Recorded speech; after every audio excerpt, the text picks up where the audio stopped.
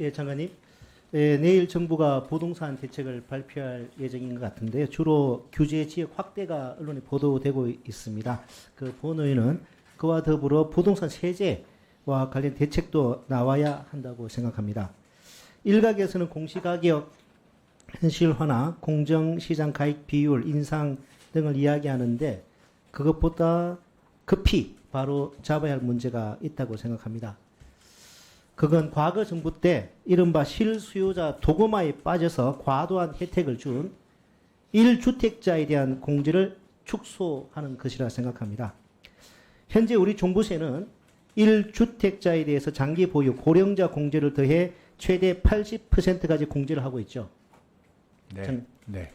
거기 1주택자는 공시가격 기준으로 12억 원까지 공제가 되는데 실제 매매 가액으로 보면 17억 원 가량 되고 있습니다.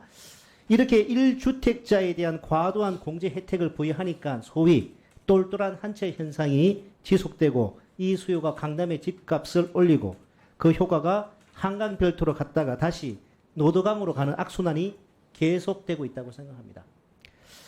종부세, 과거 종부세 도입 당시에 참여정부가 내놓은 자료를 보면 종부세는 투기꾼세가 아니라 공평과세라는 점을 강조했습니다.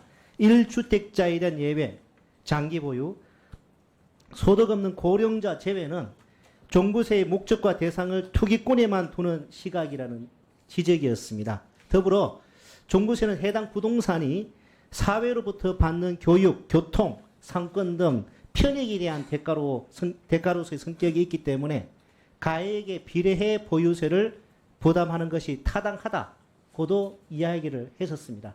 좀 관련된 좀 대략 알고 계시죠? 네네. 그런데 유감스럽게도 과거 정부에서는 종부세 도입 당시 검토했다가 도입하지 않았던 장기 보유, 고령자 공제는 물론 1주택자에 대한 공제도 대폭 늘렸습니다. 그 결과 종부세를 투기꾼세로 전락시키고 실수요자에 대해 과도한 혜택을 부여한 채 쏠림 현상을 초래한 잘못된 결정이 아니었나 생각합니다. 심지어 당시 정부에서 출범시킨 재정개혁특별위원회가 발표한 첫 번째 개혁 과제가 고가 1주택자에 대한 과도한 혜택을 적정화하라는 것이었음에도 불구하고 이러한 결정을 내린 것이었습니다. 따라서 이제라도 부동산이 사회로부터 받는 편익의 대가로서의 종부세 성격을 분명히 하고 1주택자에 대한 과도한 공제를 바로잡아서 똘똘한 한 채에 대한 수요를 제한하는 것이 필요하다고 보는데 장관님 생각 어떠십니까? 예, 의원님, 의원님 말씀한 취지가 뭔지는 제가 이해를 하겠습니다. 근데 이제 이게 이제 주택이라는 게 가격 형성은 그 다양한 요인으로 형성되는 측면이 있고요. 그 다음에 또 그 개인 입장에서는 또 집이 하나가 내가 살고 있는 집 하나다. 내가 여기서 소득이 발생되는 것도 아니고 과도한 또 세금을 했을 때는 어떻게 하는 그런 문제 또 지금 말씀하신 것처럼 나중에 공제가 너무 높은데 집 하나를 내가 20년, 30년 살았는데 또 이 공제를 줄이는 것에 대한 어떤 국민적인 어떤 공감대 이런 것도 좀 함께 살펴서 저희들이 한번 연구를 해보도록 하겠습니다. 네, 조금 더 추가로 질의해 보겠습니다. 이재명 정부는 출범 이후부터 부동산 시장에서 자본시장으로 머니무브가 될 수 있도록 하기도 계속 강조하고 있죠. 그죠? 네네. 근데 지금 정작 걱정해야 할 것은 자본시장 활성화로 인한 수익이 다시 똘똘한 한 채로 몰리는 역머니 무브 현상이 아닌가 싶습니다. 네. 지금 자산시장은 그야말로 안 오르는 것이 없다 할 정도로 뜨겁습니다. 그 자금이 다시 똘똘한 한 채 부동산 시장으로 몰리는 상황을 막아야 되지 않겠습니까? 거기에 대해서는 동의하시죠? 예, 그런 데 대한 문제의식은 가지고 있습니다. 그래서 실수요자 도구마에 빠져서 똘똘한 한 채 현상을 또 부추기는 잘못을 반복해야 되지는 않아야 한다고 생각합니다. 네. 더불어 주택수를 기준으로 과세하는 현행 부동산 세제지 않습니까? 그런데 이거를 주택 가액을 더해서 과세하자는 주장도 유력 언론에서 나오고 있는 것 같습니다. 알고 계시죠, 장관님? 네네, 알고 있습니다. 이에 대한 장관님 생각은 좀 어떠십니까? 예, 의원님 그 부분에 대해서도 내가 집 하나 들고 있는 게 가격이 예를 들었으면 20억이다. 그다음에 다른 사람은 5억이라고 해서 세 채 들고 있는데 15억이다. 이런 하여튼 또 그런 점도 고민해야 될 부분이 있는 것 같습니다. 장관님 말씀하신 그런 주장도 충분히 네네. 종래에 있어 왔던 걸로 알고 있습니다. 근데 아까 말씀드린 것처럼 종부세의 원래 본질이 무엇인지 네. 그리고 똘똘한 한 채 현상 심화로 인해 가지고 우리 사회에 얼마나 큰 지금 폐해가 발생하고 있는지에 대해서 좀 종합적으로 이제 한번 우리가 원점에서 재검토를 해야 되지 않는가 그런 좀 생각이 있습니다. 네. 한번 좀 이 부분에 대해서 깊이 한번 검토를 해주시길 바랍니다. 예, 지금 의원님 말씀하신 것처럼 이게 의원님 말씀 취지 제가 충분히 공감을 합니다. 똘똘한 한 채라는 이 표현이 뭐 지금 제가 뭐 말해야 될지 모르겠지만 그런 부분에 문제의식은 충분히 가지고 있고요. 그런 부분 잘 한번 살펴보도록 하겠습니다. 예, 부동산 관련해서 좀 질의 준비한 게 많은데 시간 부족으로 이따가 보충 질의 사도록 하고요. 간단한 질의 하나 하도록 하겠습니다. 장관님 그 청년위원회 관련해서 네네. 질의하겠습니다. 예. 청년기본법 제15조 청년정책의 결정 과정의 자문, 심의 등의 절차에 청년을 참여시키거나 의견을 수렴해야 한다고 명시하고 있는데요. 또 2023년 개정된 청년기본법 시행령 20조에 따라서 정부위원회는 청년정책을 주로 다루는 정부위원회는 30%, 그렇지 않은 위원회는 10% 이상을 청년으로 위축해야 한다고 하고 있습니다. 관련 내용 알고 계시죠? 네, 알고 있습니다. 그런데 올해 8월 기준 청년 10% 이상 위축된 정부 위원회 227개 중에 절반 이상인 144개가 법령상 기준을 미달하고 있고 118개 위원회는 청년위원회 단 한 명도 존재하고 않고 있습니다. 기재부 예외 아닙니다. 소관 13개 정부위원회 중에 8개가 법정 기준을 충족하지 못하고 있고 부담금 운용심의위원회, 국유재산정책심의위원회, 보조금 관리위원회 등 핵심위원회 6곳에서는 청년위원회 전무합니다. 알고 계십니까? 네네, 알고 있습니다. 총리님, 부총리님, 기재부는 재정 운영을 통해서 미래세의 부담을 직접 설계하는 곳 아니겠습니까? 네네. 이 법에 따라서 청년위원회에 이렇게 위촉해야 규정도 있는데 그 규정이 지켜지지 않고 있는데 이거 시정해야 되지 않겠습니까? 네, 네. 여기에 대해서 장관님 말씀 한번 부탁드립니다. 예, 그 아마 지금 각 위원회별로 위원들이 임기가 있는데 돌아오는 임기가 끝나는 위원 자리가 비면은 우선적으로 하여튼 청년을 채용해서 우리 미래 사회 청년들이 우리 재정 운영에 적극적으로 참여할 수 있도록 그렇게 하도록 하겠습니다. 네네. 네, 수고하셨습니다. 다음은 국민의힘 박성훈 의원님 질의해 주시기 바랍니다. 네, 장관님. 그 주질에 이어서 부동산 관련해서 질의하겠습니다. 네네. 아까 장관님께서도 이제 수요 관리 대책의 중요성에 대해서 강조를 하시는데 네. 관련해서 저도 수요 관리 대책 유지가 불가피하다라고 네. 보면서도 한편으로 이제 그 아까 장관님께서 결국은 공급이 해결책이라는 네. 또 표현도 쓰셨는데 공급을 중요합니다. 저도 뭐 그게 이의가 없습니다. 하지만 과거 한번 사례를 한번 살펴보니까 공급은 만병통치약이 아니고 한계가 좀 분명한 점도 있는 것 같습니다. 한번 살펴보겠습니다. 네네. 정권별로 이제 그 국회 입법조사처를 통해서 본 의원실이 정권별 주택 공급 실적과 비교를 해봤습니다. 세 가지로 구분해 볼 수가 있겠죠. 인허가, 착공, 준공. 그 정권별로 출범 당시 연도부터 3년 동안 기준으로 한번 살펴봤습니다.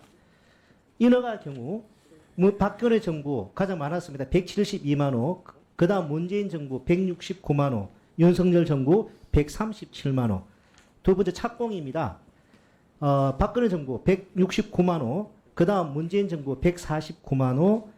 윤석열 정부 93만 호. 마지막으로 준공입니다. 문재인 정부 가장 많았습니다. 171만 호.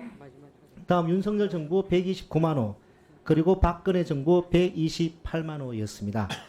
자, 이 통계 자료에서 보면 알 수 있듯이 문재인 정부 준공 물량이 가장 많았습니다. 그런데 아시다시피 주택 가격 크게 올랐죠. 그리고 이 중에서 준공 물량이 가장 많았던 정부가 박근혜 정부였습니다. 근데 박근혜 정부 주택 가격이 상대적으로 안정적이었죠. 문재인 정부에서 착공과 인허가가 적은 것도 아니었습니다. 아까 그 수도권 말씀드린 수도권 착공과 인허가 비율은 오히려 가장 높았습니다. 즉 주택 공급과 가격 사이 관계가 그렇게 직관적이지 않다는 것입니다. 따라서 오히려 수요 측의 대책이 흔들림 없이 유지되어야 할 필요가 있지 않나라는 생각입니다. 공급의 영향이 충분히 있다고 감안해 보더라도 그렇습니다. 윤석열 정부에서 인허가와 착공이 너무 부족했기 때문에 이재명 정부가 당장 공급 대책을 내놓더라도 정권 하반기 들어서야 준공 물량이 나오지 않겠습니까? 따라서 일정 기간 충분한 수요 관리 대책이 충분하게 흔들림 없이 추진될 필요가 있다고 보는데 장관님 생각도 같으시죠? 예, 일단은 그 공급이 당장 이루어지기 어렵기 때문에 예, 예. 그 전에는 수요를 타이트하게 좀 실수요를 관리하겠다 이렇게 봤습니다. 실제 네. 수요는 놔두되 그 가수요 이런 부분은 좀 막겠다는. 네네. 자, 한 말씀 더 드리겠습니다. 이재명 정부의 강력한 수요 대책은 윤석열 정부와 오세훈 시장이 벌인 정책 실패를 교정하기 위해서 불가피한 것이었다고 본인은 생각합니다. 네.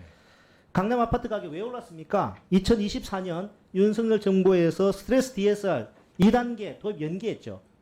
그리고 올해 초 오세훈 시장 토어제 갑자기 졸속 해지했다가 엄청나게 비판이 강남 3구를 중심으로 폭등하고 비판이 쏟아지니까 2달 만에 그 철회하고 사과하지 않았습니까? 그죠? 네. 이 때문에 또 갭 투자가 급증했습니다. 2024년 7월 서울 지역 갭 투자 의심 건수가 전월 동월 대비 약 3배가 급증했고 올해 2월에는 강남 3구 갭 투자 의심 건수가 전년 대비 2배 이상 증가했습니다. 다 이런 무책임하고 무능력한 이런 그 오세훈 시장과 윤석열 정권의 이런 정책들 때문이었던 것입니다. 바로 이런 정책 실패 때문에 강력한 수요 관리 대책이 불가피한 것이죠.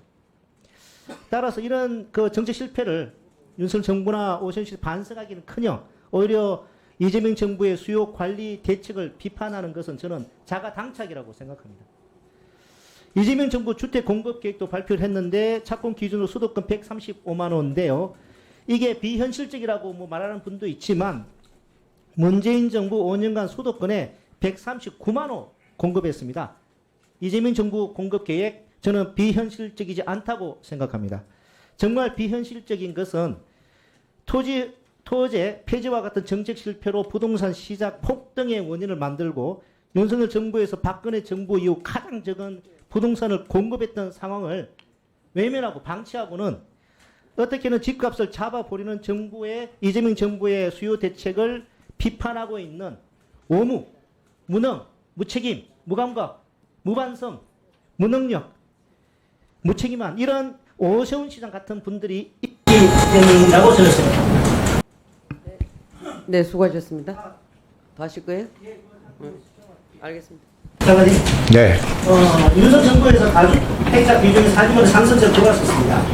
서울 다주택자 5명이 8만 명이 강남 3구에 거주하는데요. 이 사람들이 매수를 원하는 입지 좋은 곳에 물리적으로 공급이 늘어나더라도 공대 제약이 있을 것 같습니다. 네. 뭐냐니까 이런 공급 효과가 제약될 절감될 수 있다는 것이죠. 부동산 세제 문제, 내일 발표될 부동산 대책이 포함되지 않는지 알 수는 없지만은 포함이 안 되더라도 향후에 이런 보유세 강화라든지 그런 세제 정책도 좀 적극적으로 신청적으로 검토해 주시기 바랍니다. 예, 의원님 말씀대로 그 단계적으로 공급이 어렵기 때문에 신규 주택 공급은 또 시간이 좀 걸리기 때문에 기존에 있는 뭐 주택이 나오게 한다든지 또는 수요를 좀 관리해서 이 부동산 주거가 좀 안정적으로 관리하는 게 정부의 목적이고요. 우선은 뭐 다양한 방법을 어떻게 할 수 있는지 고민하고 그런 부분에 대해서 저희들 정책을 좀 마련하도록 하겠습니다. 배우자 상속제도 관련해서 질의드리겠습니다. 그 대통령께서 지난 취임 100일 네. 기념 기자회견에서 집주인이 사망하고 가족은 배우자와 자식이 남았는데 집이 10억 원 넘으면 집 팔고 떠나야 한다고 이제 말씀을 하셨고 관련해서 뭐 기재부에서도 관련한 검토를 하고 계실 것 같은데요. 네. 이 대통령께서 고민하신 문제는 첫 번째 배우자 사망 시에 남은 배우자가 상속을 받을 때 상속세를 내는 것. 두 번째는 같이 살던 집을 상속세 때문에 팔아야 되는 것. 이 두 가지가 핵심인 것 같습니다. 그리고 대통령께서 또 한편으로는 거듭 일반적인 상속세를 낮추는데 동의할 수는 없다. 하신 만큼 상속세 전체를 완화해서는 안 될 것 같습니다. 근데 제가 한번 검토를 해보니까 지금 검토되고 있는 뭐 알려지고 있는 해법, 이 배우자 공제, 일괄 공제 완화는 적절한 해법이 아니고 대통령께서 말씀하신 원칙, 상속세 전체를 완화해서 안 된다는 그 외 반대되는 결과가 초래되는 것 같습니다. 말씀드려보겠습니다. 첫 번째로 배우자 공제 10억을 올리고 5억에 10억 올리고 일괄 공제 또 5억에서 8억을 올려가지고 18억 원까지 공제를 상향하면 말은 배우자 공제라고 해가지고 배우자가 혜택을 보는 게 아니라 배우자가 생존에 있기만 하면 자녀가 모두 상속해도 공제가 됩니다. 집주인이 사망하고 남은 배우자가 함께 살던 주택을 팔아야 할까봐 걱정하는 대통령의 고민과는 다른 결과가 초래됩니다. 게다가 지금도 배우자가 직접 상속받는 재산은 30억 원까지 공제가 되고 있습니다. 그런데 집주인이 사망하고 배우자가 남았는데 집 가격이 10억 원이 넘는다고 해서 반드시 상속세를 내는 것은 아닙니다. 두 번째, 배우자 공제, 일괄 공제, 일괄 상환하면 같이 사는 주택에 대해서만 공제가 되는 게 아닙니다. 뭐냐니까 금융자산, 유가자산 등도 다 상속이 되는 것이죠. 그 배우자 공제와 일괄 공제를 완화하면 주택이 아니라 주식을 대량으로 상속하는 경우나 예금 등 금융자산을 상속하는 경우에도 전부 공제 혜택을 받게 됩니다. 세 번째, 배우자 공제와 일괄 공제를 상향할 경우에 과세 표준이 높은 상속 재산이 많은 사람들이 더 큰 혜택을 받게 됩니다. 예를 들어서 과세 표준은 35억 원이다.